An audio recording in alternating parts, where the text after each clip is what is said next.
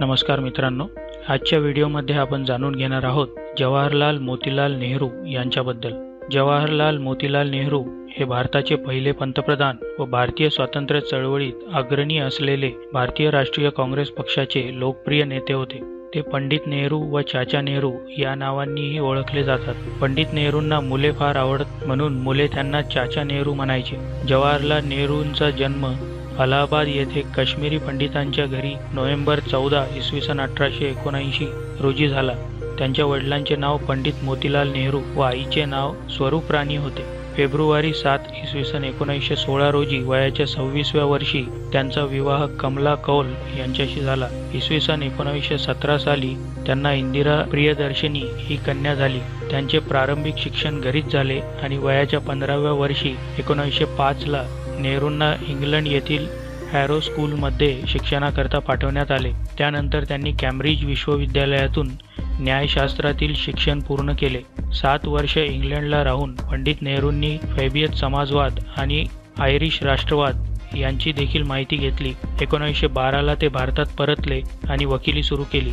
जवाहरलाल नेहरू 1917 ला home rule चळवळ Indian home rule movement मध्ये सहभागी झाले। त्यांच्या 2 वर्षानंतर 1919 ला त्यांनी राजकारणात प्रवेश घेतला आणि तेव्हाच त्यांचा महात्मा गांधींसोबत परिचय झाला। त्यानंतर 1920-1922 मधल्या गांधीजींच्या असहकार आंदोलनाला पाठिंबा दिला। त्या दरम्यान त्यांना अटक देखील झाली होती।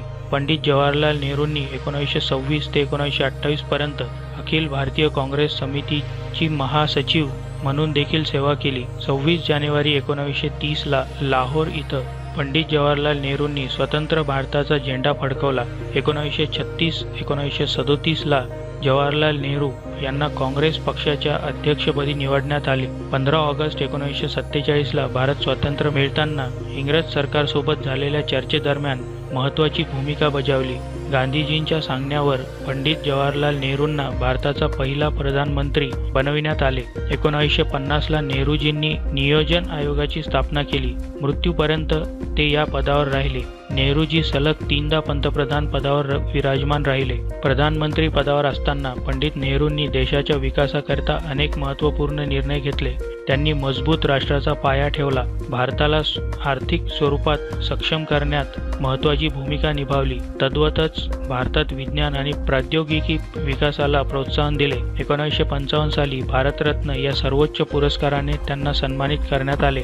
27 मे 1964 ला हृदयविकाराच्या झटक्याने त्यांचे निधन झाले। पंडित नेहरू लहान मुलांवर फार प्रेम करायचे आणि तेवढेच ते आपल्या देशाप्रती देखील समर्पित होते। भारताचा पहिला पंतप्रधान बनून त्यांनी भारताला गौरवान्वित केले होते। सोबतच त्यांनी भारताचा मजबूत पाया निर्माण केला।